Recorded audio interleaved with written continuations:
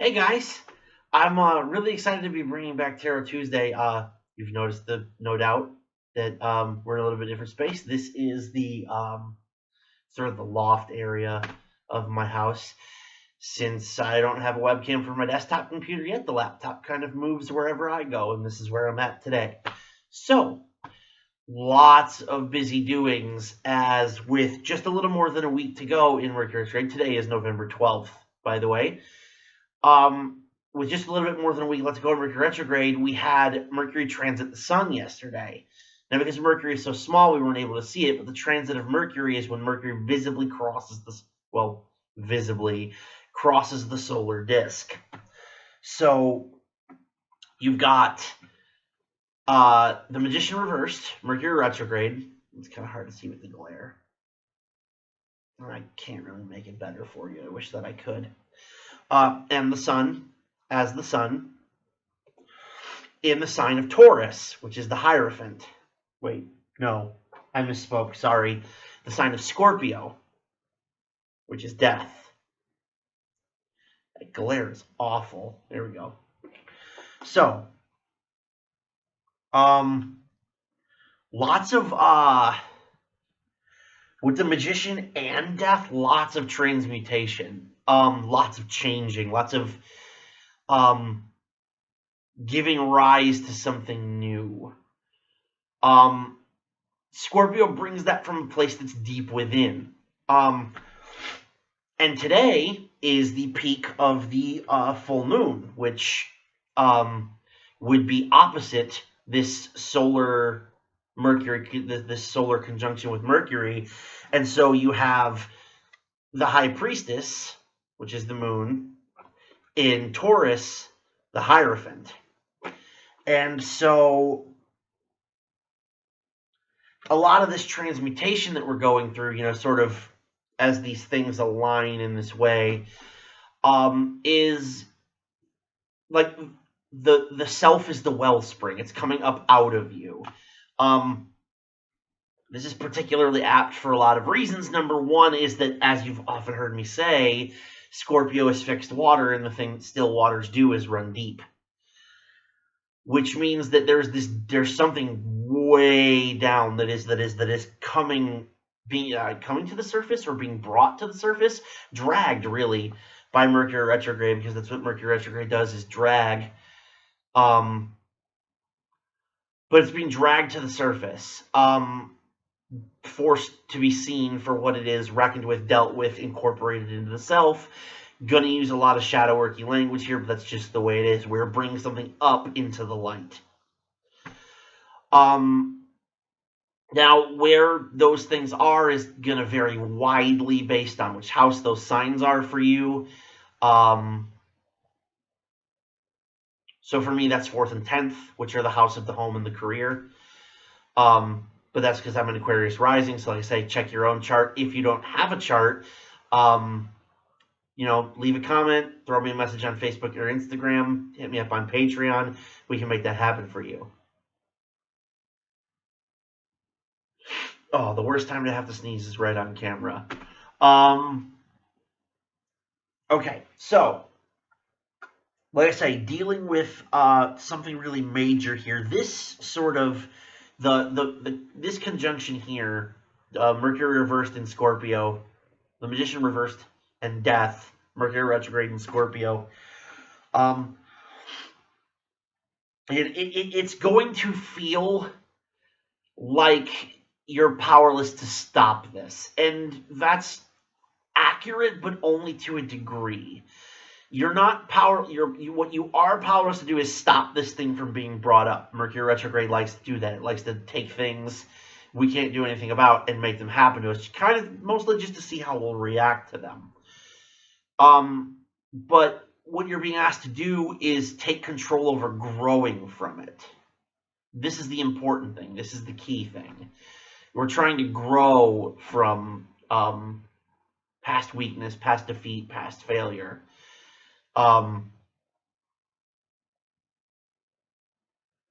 It's going to be a lot of those things about ourselves we don't like. Again, like I say, lots of shadow worky language in this. It kind of always is with Scorpio. It kind of always is with Mercury retrograde. Um, Although I will say, on a less intimate but still rather personal note, that I had my car break down this morning. So, uh, Mercury retrograde showing its face in all the ways that are relevant. But yeah, so it's take this last week of the retrograde as Mercury gets ready to as Mercury falls into its own shadow and prepares to station, which it will be doing very shortly. The station period starts in just a couple days, if it hasn't already. I'm not great at that math, to be honest with you.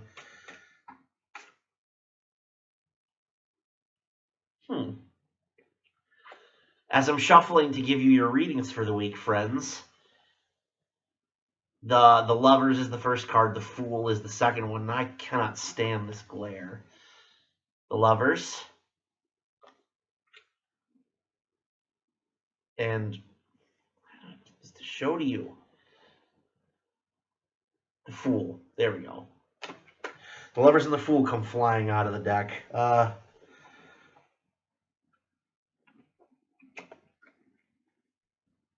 Treat yourself with a little kindness, says me. What you are being asked to do is something that in a very real way is going to be beginning the work anew of reconciling yourself to yourself. Bringing what you dislike, what you would rather pretend didn't exist, bringing all of these things to the forefront. You're going to have to reconcile with yourself, who and what you are. Hey, we have a visitor. Can you see her? I don't know. I don't think so. Hi, girls. It's kind of hard to tell. I'm not sure if she's visible on the camera, but looks like my cats followed me upstairs. I didn't think they would. They're kind of... Oh, there she is. I see her. Right there over my shoulder. Hi, girls. Thank you for joining us. So, in light of the fact that the old wounds of the past are getting poked at, getting salt in them. There's a kitty. Let's see what the cards have in store for you. Now, it's been a little bit since we did Tarot Tuesday last. It's been a while. So, for those who don't remember, I'm going to start with the current sun sign. And the current sun sign is Scorpio. So Scorpio goes first. So you, for whom all of this stuff is being kicked off in, whose sign this is all being kicked off in, who are probably affected the most directly by it because Mercury retrograde is over both your sun and the current one.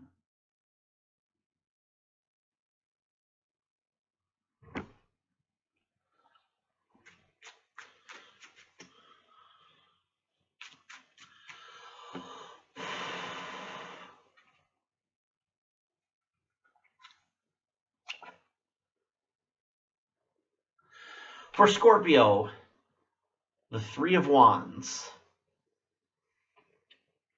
A journey begins. Or, well, in a sense. You have your eyes on a distant horizon, Scorpio. You need to trust that this work will help you get there. But at the same time, you need to understand that that is not a straight line. I'm not going to hold the card up again because you're not going to be able to see the image with the glare. But it is this is the Shadowscapes Tarot by Stephanie Law, which is absolutely beautiful. Looking out from the edge of a cliff over a canyon. You're not going to be able to take the first step. Well, I mean, you could emulate the Fool and walk over the edge, but it's a long drop to the bottom if you try to take the straight road. Recovery is not a straight line, Scorpio, and neither is, reintegrating the self. So it's quite all right to have your eyes on that distant horizon. It's quite all right to look forward to what things will be like when you're better, but you're not there yet. Remember that you also have to do the work. For Sagittarius, we have the Ten of Pentacles. Yeah, I'm doing that right. For Sagittarius, we have the Ten of Pentacles. A card of wealth, a card of material abundance. They've never been upstairs before, in case you're wondering what it is that she's doing over my shoulder. They have no clue what's going on up here. This is the first time they've been up here ever. So normally we close that door. I must have forgotten to. Whoops. But anyway, material abundance, success, physical vigor.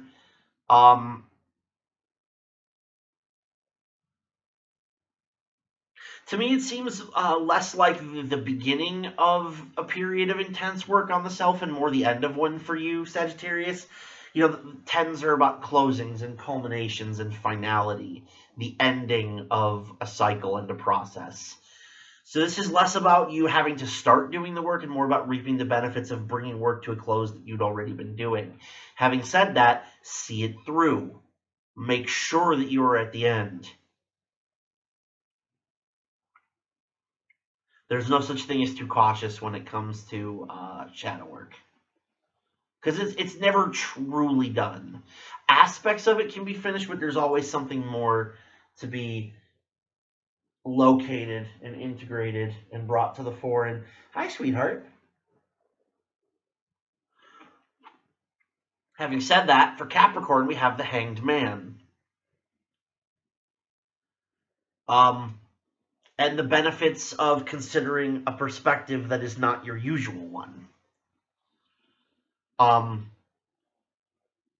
To some degree, getting outside of your own head is always useful. Capricorn, that's not to say that it's always part of doing shadow work, mind, but it is always helpful to, especially to this process, to consider what other ways you could be considering a problem that you're facing, a situation that you're in, the kind of person that you are. So challenge yourself to think outside the box. Challenge your normal ways of perceiving and your normal ways of thinking and your normal ways of interacting with yourself and your world. I just want to make sure they're not getting anything they shouldn't. Sorry, I realize that's a really big distraction. For Aquarius, we have the Ace of Pentacles. Oh, if I can get it to show on the camera, we have the Ace of Pentacles.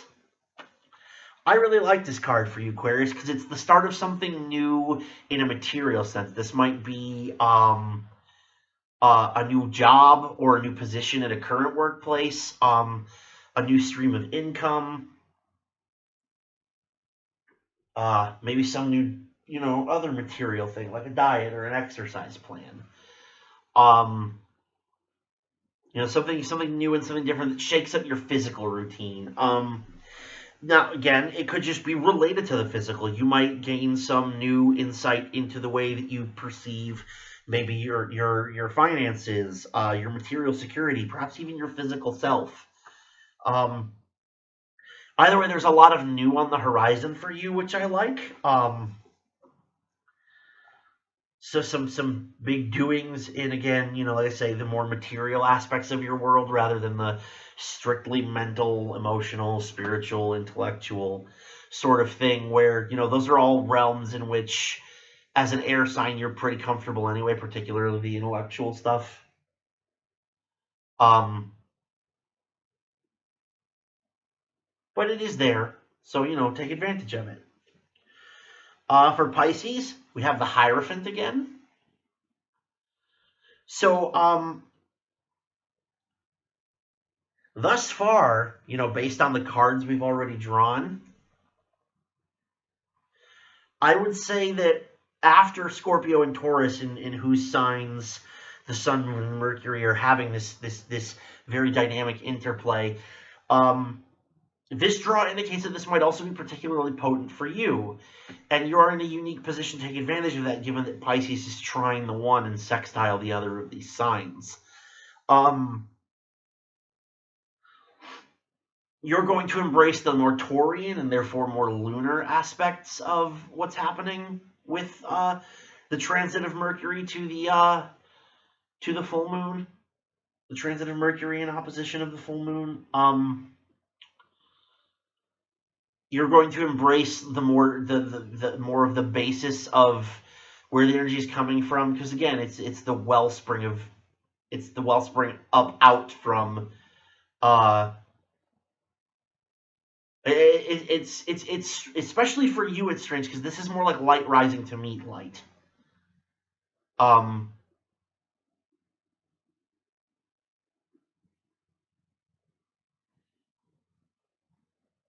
you're getting like the best parts of like it feels like you're getting the best parts of Pandora's box out of this, but again,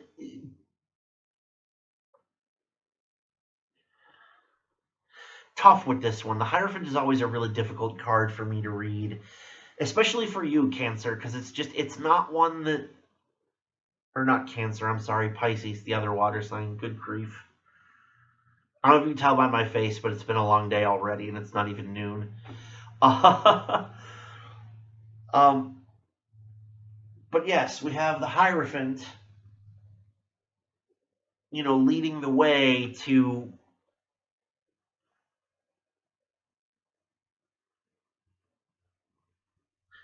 Actually, in light of this card, I'm going to give you the opposite of the advice I gave Capricorn. This is one. This is a period of time where it's in sticking to um, the traditional, the customary, the expected. Like it's now is not the time for you to be throwing over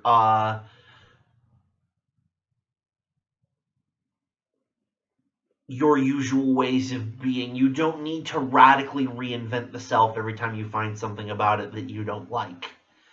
Um, that's not healthy. That's not shadow work that you're doing. What it is running from a problem. Um, to run from the parts of yourself that you don't like isn't any different than burying them. It's just a different way of doing the same thing to the problem, which is putting distance between it and yourself rather than proximity. You want it close to you. Again, the whole point of shadow work is to integrate the parts of the self that we don't like. You can't do that if you bury them. You also can't do that if you run from them.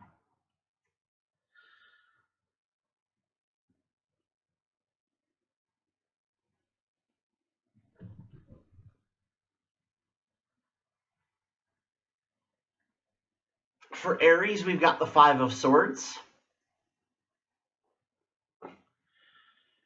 Uh, wait a second.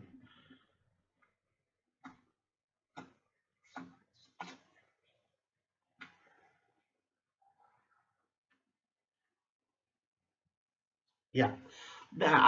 I go away for like 2 months, 3 months, and I totally lose my ability to keep track of this stuff.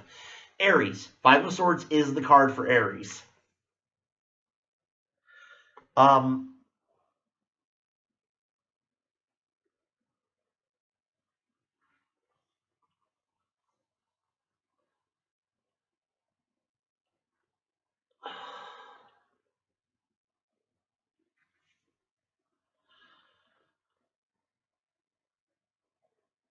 and our challenge with this Aries is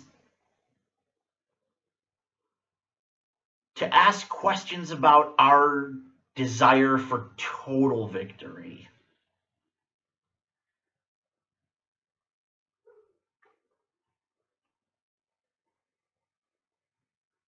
Why we have to win so completely.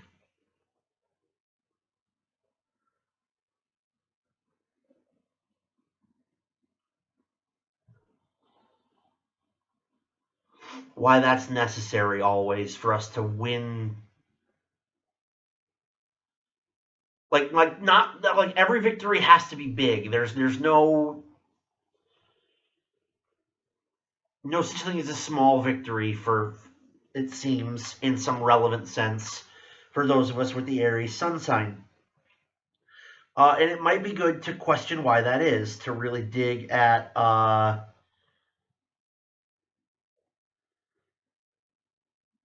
it is that we've got to be, not just victor but champion.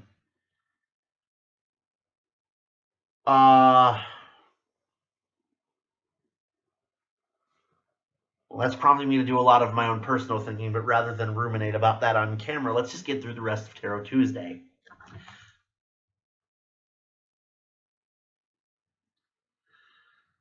We have the Page of Swords for Taurus.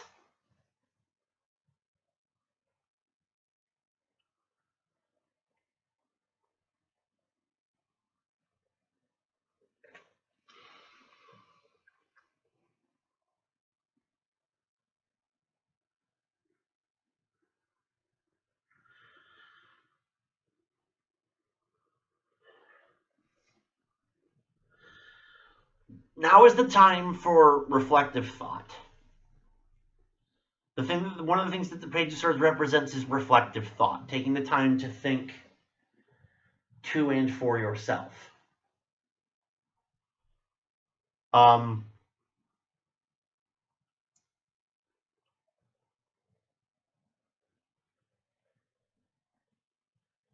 Not for nothing is the moon in your sign for this aspect, Taurus. It's whatever you're bringing up is going to shine brightly with the light of self. It's coming up. It's coming up to the surface of you rather than up from the depths of you, the way that it is for Scorpio. So as this comes to the surface, you're really, most of all, probably going to want to hold this thing up and consider it from all sides. It might be more key for you to do that than for anybody else.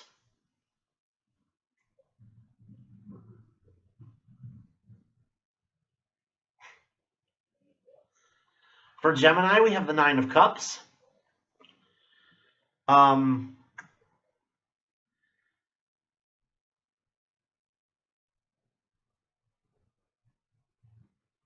Strangely, this is the card of contentment.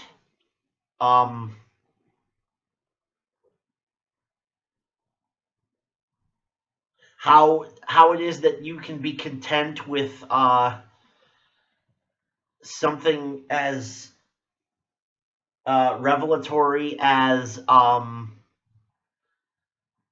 these very deep rooted dark aspects of the self coming to light when previously they had not been. I'm not 100% sure, but then you have a reputation, Gemini, for being of two minds, and as an Aries, that's not something I can understand.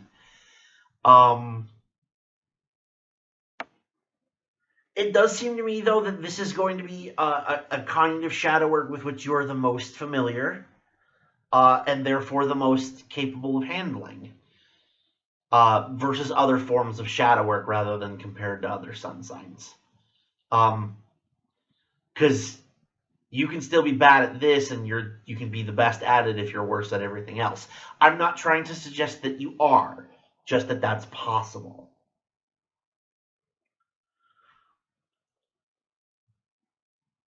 But you will feel as uneasy as it's possible for this to make you feel.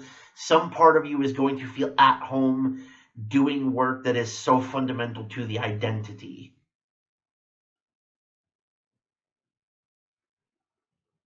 You're a Gemini. You're all about identity.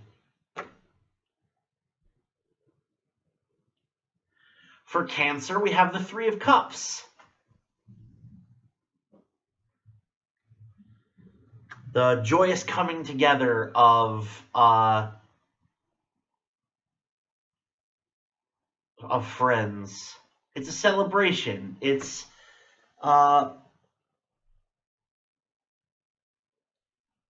it needn't be anything loud, grand, or elaborate, but the work that you're doing is getting ready not only to bring you back to yourself, but to bring you back to the people you care about.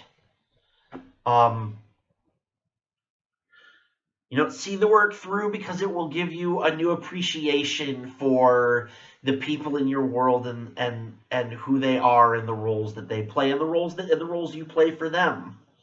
All of these things are going to be are going to be they're always very important, but they're going to be reinforced for you a little bit by what you're going through right now, the work that you have to do as you probe the self.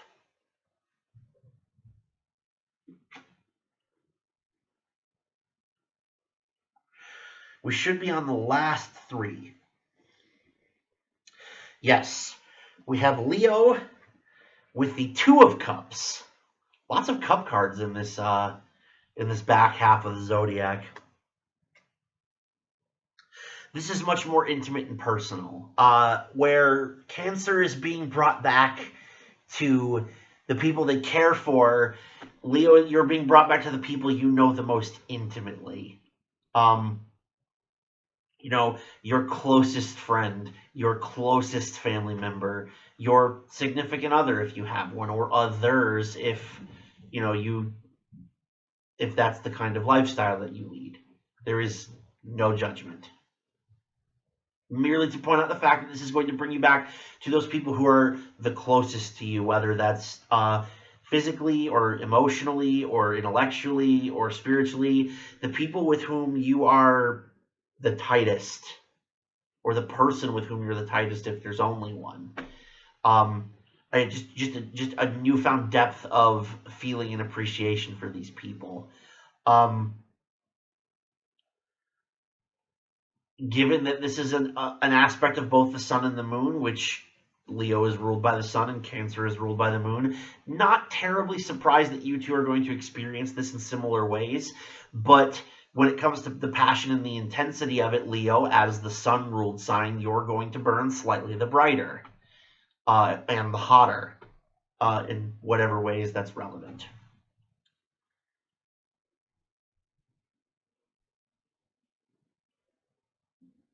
For Virgo, we have strength.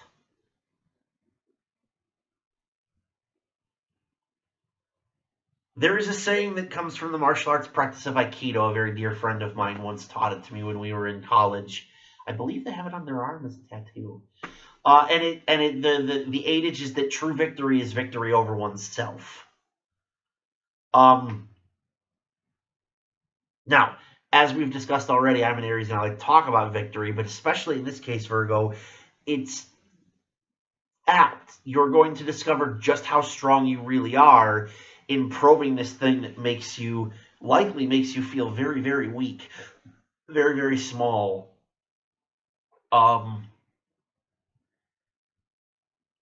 But it's not until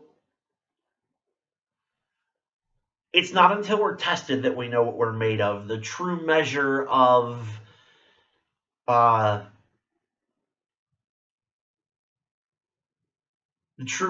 steel is how it stands up to combat.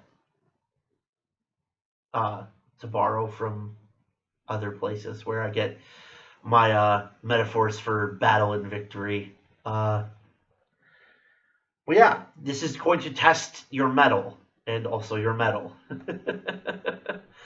And that's a good thing. You'll come away with a much better understanding, Virgo, of, again, just how much fortitude you actually have. Just what it is you're capable of withstanding. Just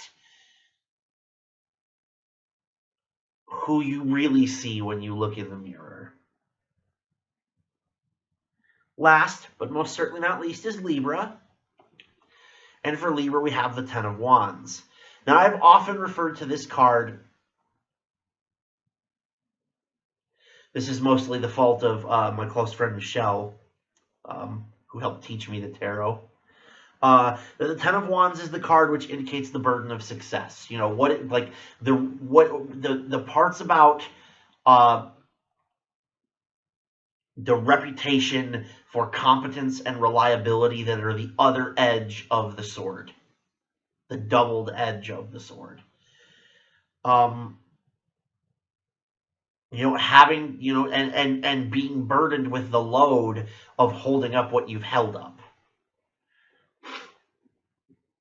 In a sense, you, like Cancer and Leo, are similar. Libra, yours is like something like a progression from what Virgo will be dealing with this month or this week, excuse me, as you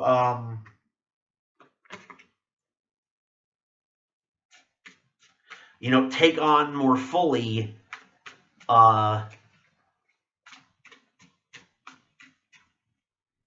this weight and become more, and for you most innately, most acutely, will be felt the notion of progression through shadow work.